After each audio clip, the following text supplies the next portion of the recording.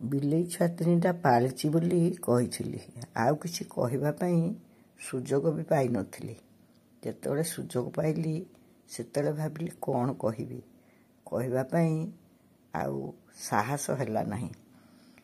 ରବିବାର ଦିନ ମୁଁ ଦାନ୍ତ କାମ କରିବାକୁ କଟକ ଯାଇଥିଲି। ଶନିବାର ଦିନ ସନ୍ଧ୍ୟାବେଳେ ଗୋଟିଏ ବିଲେଇ ଛୁଆ ବହୁତ ମୁମୂର୍ଷୁ ଲାଗିଲା, ଆଉ ଭଲରେ ଖିଆପିଆ କଲାନି। ସକାଳୁ ଦେଖିଲା ବେଳକୁ ସେ ଗୋଟିକ ଚାଲିଯାଇଛି। ମୁଁ ପିଲାମାନଙ୍କୁ ନ କହି ଲୁଚେଇକି ତାକୁ ଫିଙ୍ଗିଦେଲି। ଅଥଚ ରବିବାର 10ଟା ସୁଦ୍ଧା ଆହୁରି 2ଟା ଛୁଆ ବି ଚାଲିଗଲେ। ମନ ଭାରି ଦୁଃଖ ଲାଗିଲା। ଦୁଃଖ କରିବାକୁ ବା ସେ ବିଷୟରେ ଆଲୋଚନା କରିବାକୁ ସମୟ ନଥିଲା। ଏମିତି ସମୟରେ ସେ ଘଟଣାଟି ଘଟିଗଲା। କାହିଁକିନା ମୋତେ 12:30 ସୁଦ୍ଧା କଟକରେ ପହଞ୍ଚିବାକୁ ଥିଲା ମୋ ସ୍ୱାସ୍ଥ୍ୟ ପାଇଁ। ଶନିବାର ରାତିରୁ ହିଁ ରବିବାର ଦିନ କିଏ ଖୁଆଇବ, କେତେଥର ଖୁଆଉଛି କ'ଣ ସବୁ ମୁଁ ଘରେ ବୁଝେଇ ଦେଇଥିଲି। ହେଲେ ସବୁ ବେକାର ହେଇଗଲା। ମୋତେ ଏ କଥା ଲୁଚେଇ ରଖିବାକୁ ପଡ଼ିଲା 2-3 ଦିନ। ପିଲା ଦୁହେଁ ବହୁତ କାନ୍ଦିଲେ। କୁନି ଆଉ ନିଣ୍ଟୁ ଘରେ ନଥିଲେ। ମୋର ବି ଗୋଟେ ଚିନ୍ତା ଥିଲା, ସେଦିହେଁ ଆସିଲେ ଏ ଛୁଆଙ୍କୁ ପୁଣି କ'ଣ କରିବି। ସବୁ ସମସ୍ୟାର ସମାଧାନ କରିଦେଇ ଆମକୁ ଦୁଃଖ ଦେଇ ସେ 3 ଯାକ ଚାଲିଗଲେ। ଭାରି ଦୁଃଖ ଲାଗିଲା। ପିଲାଦିନର ବହୁତ ଗୁଡ଼ିଏ କଥା ମନେ ପଡ଼ିଲା। ଭାବିଲି ଆପଣମାନଙ୍କୁ କଥାଟା ନ କହିବି କେମିତି। କହିବି ତ ନିଶ୍ଚୟ, ହେଲେ ମୁଁ ଭଲ ରକମ କଥା ବି କହିପାରୁନଥିଲି। ଆଜି ବି ମୁଁ ଭଲ କି କଥା କହିପାରୁନି। ଭାବୁଛନ୍ତି କି ବିଲେଇ ଛୁଆମାନଙ୍କୁ ମୁଁ ହେଳା କରିଦେଲି? ନା, ମୋର ଅନ୍ତତଃ ସେତିକି ଆତ୍ମବିଶ୍ୱାସ ଅଛି। କାହିଁକି ନା ପିଲାଟି ଦିନୁ ମୁଁ ବହୁତ ଜୀବଜନ୍ତୁ ପାଳିଛି। ଆମ ଘରେ ଗୋଟେ ବିଲେଇ ଛୁଆ ଥିଲା। ତାର କେଉଁ ବିଲେଇର ନଖ ବାଜି ଯାଇଥିଲା କି କ'ଣ କେଜାଣି, ତାର ଗୋଟେ ଆଖି ଫୁଟି ଯାଇଥିଲା। ତାକୁ କେବଳ ଚୁଲି ପଖାରେ ଶୁଆଇ ତା ଆଖି ବି ଭଲ ହେଇଯାଇଥିଲା ଆଉ ବଞ୍ଚି ଯାଇଥିଲା। ମୁଁ ଜାଣିଛି ବିଲେଇମାନଙ୍କର ବହୁତ ଉଷୁମ ଦରକାର। ତାଙ୍କ ଦେହ ବି ବହୁତ ଉଷୁମ। ଆପଣ ଯଦି କେବେ ବିଲେଇକୁ କୋଳରେ ପୁରେଇଥିବେ, ସେ ଗୁଡ଼ୁଗୁଡ଼ୁ ହେଉଥିବ, ଦେଖିବେ ତା ଦେହ କେତେ ଉଷୁମ। ହେଲେ ଏ ବିଲେଇଟା ତା ଛୁଆମାନଙ୍କୁ ମୋଟେ ହିଁ ପଚାରିଲାନି। ବିଲେଇଟା ଯେ ମୁଁ ଚିହ୍ନି ନଥିଲି ତା ନୁହେଁ। ଜନ୍ମ କରିବା ପୂର୍ବରୁ ସେ ନିୟମିତ ଆମ ଘରକୁ ଆସୁଥିଲା, କିନ୍ତୁ ସେ ଆମ ପୋଷା ବିଲେଇ ନୁହେଁ। ଯେହେତୁ ସେ ଗର୍ଭବତୀ ଥିଲା, ମୁଁ ସବୁବେଳେ ତାକୁ ଟିକେ କ୍ଷୀର ଦେଉଥିଲି ବାହାରେ ଗୋଟେ ଜାଗାରେ। କାହିଁକିନା ସେ ତ ଆମ ପୋଷା ବିଲେଇ ନୁହେଁ। ବେଶୀ ଆଶ୍ୱାସନା ଦେଲେ କାଳେ ଆମ ଘରେ ଜନ୍ମ କରିବ। କିନ୍ତୁ ସତକୁ ସତ ବି ସେ ଆମ ଘରେ ହିଁ ତ ଜନ୍ମ କଲା। ସେଥିପାଇଁ ବି ମୁଁ ଦୁଃଖୀ ନଥିଲି। ଆଗରୁ ମୁଁ ଆପଣଙ୍କୁ ରୂପା ବିଷୟରେ କହିଛି। ବିଲେଇ ହେଉ କି କୁକୁର ହେଉ, ଗର୍ଭବତୀ ପଶୁଙ୍କୁ ମୁଁ ହତାଦର କରିପାରେନି ବା ରୋଗିଣା ପଶୁଙ୍କୁ। ସେଥିପାଇଁ ଘରେ ବହୁତ ସମସ୍ୟା ହୁଏ।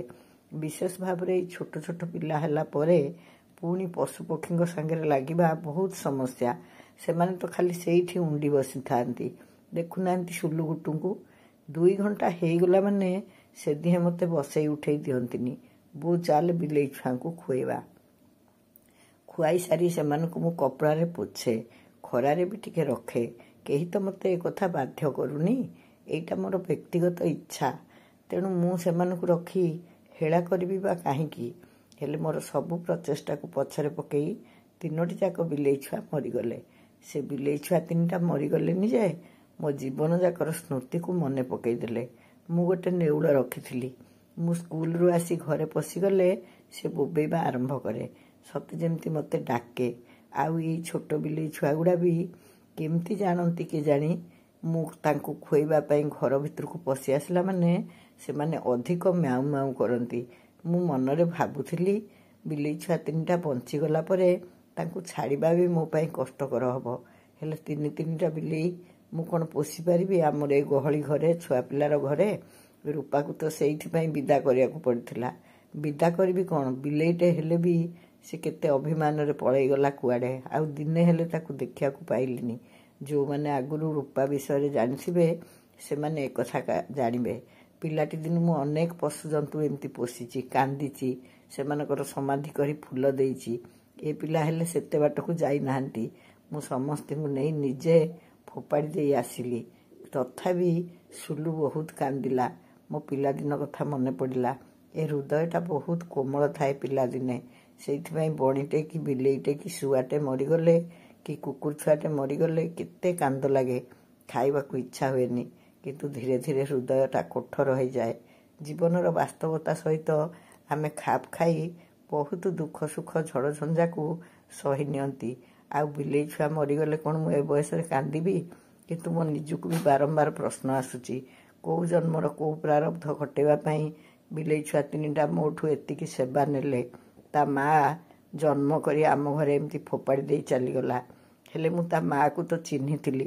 କେବେ ଭାବିନଥିଲି ସିଏ ଏମିତି ବିଲେଇ ତା ଛୁଆମାନଙ୍କୁ ଫୋପାଡ଼ି ଦେଇ ପଳେଇବ। ମୋର ଆଉ ଗୋଟେ କଥା ବି ମନେ ପଡ଼ିଲା। ମୋ ବୋଉ କହେ ବିଲେଇ କୁକୁର ଏମାନେ ସବୁ ଜାଣିପାରନ୍ତି ତାଙ୍କର କେଉଁ ପିଲାର ଆୟୁଷ କେତେ। ଯେଉଁ ପିଲା ବଞ୍ଚିବନି ବୋଲି ସେମାନେ ଭାବନ୍ତି ସେମାନେ ତା ପଛରେ ସମୟ ଦିଅନ୍ତି ନାହିଁ। ଏମିତିକି ବିଲେଇ ନିଜେ ଜନ୍ମ କରିଥିବା ପିଲାକୁ ଖାଇଦେବାର ନଜିର ବି ମୋ ପାଖରେ ଅଛି। ଭୁଆଁ ତ ମାରିଦିଏ, ଭୁଆଁ ଯେକୌଣସି ଅଣ୍ଡିରା ବିଲେଇ ଛୁଆକୁ ମାରେ, କିନ୍ତୁ ଜନ୍ମ କରିଥିବା ବିଲେଇ ଛୁଆ ବି ତା ଛୁଆକୁ ଖାଇବା କଥା ମୁଁ ଜାଣିଛି। ମୁଁ ତ ଏ ବିଲେଇଟାକୁ ଚିହ୍ନିଥିଲି, ବହୁତ ଚେଷ୍ଟା କଲି ତା ପିଲାକୁ ତା ସହିତ ଏକାଠି କରିଦେବା ପାଇଁ, କିନ୍ତୁ ସେ ଆଡ଼ ଆଖିରେ ବି ସେ ଛୁଆଙ୍କୁ ଅନେଇଲା ନାହିଁ।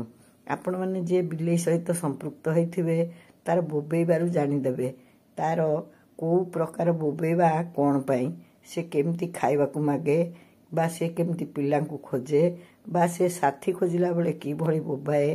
ଯେ କେହି ବିଲେଇ ସାଙ୍ଗେ ସମ୍ପୃକ୍ତ ଥିଲେ ଜାଣିପାରିବେ। ସେ ବିଲେଇଟି ପରେ ବି ଆମ ଘରକୁ ଆସୁଥିଲା। ଆଉ ମୁଁ ବହୁତ ଚେଷ୍ଟା କଲି ସେ ମା ଟିକେ କିଛି ନ କରୁ ତାଙ୍କୁ ଟିକେ କୋଳେଇକି ଯଦି ଶୋଇଥାନ୍ତା ହୁଏତ ବିଲେଇ ଛୁଆ ବଞ୍ଚି ଯାଇଥାନ୍ତେ। ମୋତେ ଲାଗିଲା ଜନ୍ମରୁ ତ ଏମାନେ ମା କ୍ଷୀର ଖାଇନଥିଲେ, ଟିକେ ଟିକେ ଥଣ୍ଡା ପଡ଼ି ଆସିଲାଣି, ସେତେ ଭଲ ଉଷୁମ ସେମାନେ ପାଇଲେ ନାହିଁ। ତାଙ୍କ ଦେହରେ କ୍ଷୀର ଲାଗିକି ଓଦା ହେଇଗଲା ପରେ ମୁଁ ତାଙ୍କୁ ବହୁତ ଯତ୍ନରେ ପୋଛି ଦେଉଥିଲି। ଆଉ ୟାଙ୍କୁ ନହେଲେ ଛୁଆଙ୍କୁ ଜଗେଇକି ବାହାରେ ବି ଖରାରେ ଦେଉଥିଲି। କିନ୍ତୁ ଧୀରେ ଧୀରେ ଧୀରେ ଧୀରେ ସେମାନେ ଟିକେ ଶିଥିଳ ହେବାକୁ ଲାଗିଲେ। ସେତିକି ବେଳୁ ହିଁ ମୋ ମନକୁ ସନ୍ଦେହ ଆସିଲା। ମୁଁ ଭାବିଲି ଏ ବିଲେଇ ଛୁଆ ଆଉ ହେବେ ନାହିଁ। ତଥାପି ମନରେ ଆଶା ଥିଲା। ଗୋଟେ ବିଲେଇ ଭାରି ଟିକେ ଫୁର୍ତ୍ତି ଥିଲା, ସେ ଗୋଟିକ କାଳେ ବଞ୍ଚିଯିବ। କିନ୍ତୁ ନା, ପ୍ରାୟ ଶନିବାର ସନ୍ଧ୍ୟାଠୁ ରବିବାର 10ଟା ଭିତରେ 3ଟି ଯାକ ବିଲେଇ ଛୁଆ ଚାଲିଗଲେ। ମୁଁ ପିଲାଙ୍କୁ ବି ଲୁଚେଇ ରଖିଥିଲି। କହିଲି ମୁଁ ରହିବି ନାହିଁ ବୋଲି ମୁଁ ତାଙ୍କୁ ସାଙ୍ଗରେ ନେଇଯାଉଛି। ଠକି ଠାକିକି 2 ଦିନ ରଖିଲି। ସେମାନେ ବି ଜାଣିଲେ, ଆପଣମାନଙ୍କୁ ବି ଜଣେଇଲି। ଏଥିରେ ମୋର କିଛି ବାହାଦୁରୀ ନେବାର କଥା ନଥିଲା, କିନ୍ତୁ ବିଲେଇ ଛୁଆ ଗୁଡ଼ା ବଞ୍ଚିଥିଲେ ମୁଁ କେତେ ଖୁସି ହେଇଥାନ୍ତି। ସେଇ ଖୁସି ଟିକକ ମୋତେ ଭଗବାନ ଦେଲେ ନାହିଁ। ପୁଣି ଏମିତି ଅବସ୍ଥା ଯେ ମୁଁ ତ ଭଲ କି କଥା ବି କହିପାରୁନି। ଦେଖୁନାହାନ୍ତି, ଏକଦମ ଛୁଆ, ଟିକେ ବି ମାଆର ସ୍ପର୍ଶ ସେମାନେ ପାଇନାହାନ୍ତି, ଖାଲି ଯାହା ଗର୍ଭରେ ଥିଲେ। କେଜାଣି ଟିକିଏ ହେଲେ ତା ମା ପାଖକୁ ଆସିଥାନ୍ତା, ସେମାନଙ୍କୁ ମୁଁ ଖାଇବା ପିଇବା ଦେଇଥାନ୍ତି, ସମୟ ଦେଇଥାନ୍ତି, କିନ୍ତୁ ମାଆର ଉଷୁମ ତ ଦେଇପାରିଲି ନାହିଁ ନା। ସେଇଥିପାଇଁ ବୋଧହୁଏ 3ଟି ଯାକ ବିଲେଇ ଛୁଆ ମରିଗଲେ। ଆଗକୁ ଦେଖନ୍ତୁ, ମୁଁ ସେ ମା ବିଲେଇ ପଛରେ ବି ବହୁତ ଦୌଡ଼ିଲି, ବହୁତ ଚେଷ୍ଟା କଲି। ଗୋଟିଏ ଘରେ ବିଲେଇ ଛୁଆ 3ଟାଙ୍କୁ ଗୋଟେ କପଡ଼ା ଉପରେ ଶୁଆଇ ଦେଇ ତା ମାଆକୁ ଆଣି ସେ ଘରେ ଭର୍ତ୍ତି କଲି। ସବୁଥିରେ ମୁଁ ନିଷ୍ଫଳ ହେଲି। ଆଉ ବହୁତ ଦୁଃଖ ଲାଗିଲା। ଏ କାର୍ତ୍ତିକ ମାସରେ 3ଟା ବିଲେଇ ଛୁଆ ମୁଁ ଚେଷ୍ଟା କରି ବଞ୍ଚେଇ ପାରିଲି ନାହିଁ। ସେଇ ଦୁଃଖରେ ମୁଁ ଏ ଖବରଟି ବି ଆପଣମାନଙ୍କୁ ଜଣେଇ ପାରିନଥିଲି। ଠାକୁରଙ୍କୁ କୋଟି ପ୍ରଣାମ କଲି। ଯାହା ଯଦି ମୋର ଏଇ ବିଲେଇ ପାଳନରେ ଅପରାଧ ଅଛି ସେ ମୋତେ କ୍ଷମା କରନ୍ତୁ। ଆଉ ଭଗବାନ କରନ୍ତୁ ଧୀରେ ଧୀରେ ମୋତେ ବୟସ ହେଉଛି, ମୁଁ ଏଭଳି ଆଉ କେଉଁ ପଶୁଜନ୍ତୁକୁ ନ ହାବୁଡ଼େ ଯାହାକୁ ମୁଁ ରଖିବା ପାଇଁ ବାଧ୍ୟ ହେବି, ଆଉ ବିଫଳ ହେଇକି ଏମିତି ଦୁଃଖ ପାଇବି, ଛୋଟ ପିଲାଙ୍କୁ ମିଛ କହିବି। ସେତିକି ହିଁ ପ୍ରାର୍ଥନା କଲି। ଏଇଠି ଦେଖନ୍ତୁ, ଏଇଟା ହେଉଛି ତାର ମା ବିଲେଇ। ମୁଁ ବହୁତ ଚେଷ୍ଟା କଲି ସେ ମା ଅନ୍ତତଃ ଟିକେ ତା ଛୁଆଙ୍କୁ ପଚାରୁ ବୋଲି, କିନ୍ତୁ ସେ ପଚାରିଲା ନାହିଁ। ଆଉ ବିଲେଇ ଛୁଆ 3ଟି ମରିଗଲେ, ଯେଉଁଟା କେବଳ ମୋ ପାଇଁ ନୁହେଁ, ଆମ ଘର ପାଇଁ ଗୋଟେ ଦୁଃଖଦ ଘଟଣା ଥିଲା। ସେଥିପାଇଁ ମୁଁ ଆପଣଙ୍କୁ ଏ କଥା କହିଲି। ଦେଖନ୍ତୁ, ଏଇଟା ତା ମା। ଏ ବିଲେଇକୁ ମୁଁ 100% ନିଶ୍ଚିତ ଯେ ଏଇଟା ତା ମା, କିନ୍ତୁ କ'ଣ ପାଇଁ ସେ ତା ଛୁଆଙ୍କୁ ଚାହିଁଲାନି? ହୁଏତ ସେ ଜାଣିଥିଲା ଏ ପିଲାଗୁଡ଼ିକ ଅଳ୍ପାୟୁ।